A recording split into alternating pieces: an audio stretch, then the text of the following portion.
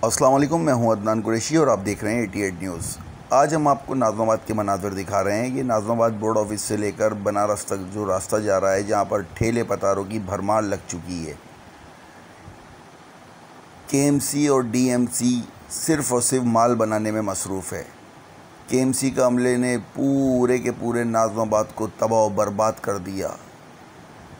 हम अपनी और भी वीडियो में केएमसी और डीएमसी के पर्देफाश करते रहेंगे कि किस तरीके से चेयरमैन वाइस चेयरमैन ख्वाबों खरगोश की नींद में सो रहे हैं और ये लोग तमाम इनके इंस्पेक्टर और प्राइवेट बीटर पैदागिरियों में मसरूफ़ हैं।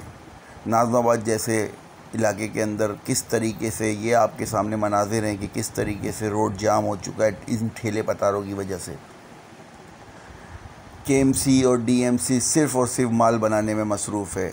खुदारा आला हुक्काम से हम गुजारिश करते हैं कि खुदारा एक तरफ इस नाज़िमाबाद जैसे पोश इलाके के ऊपर नज़र षानी कीजिए सर।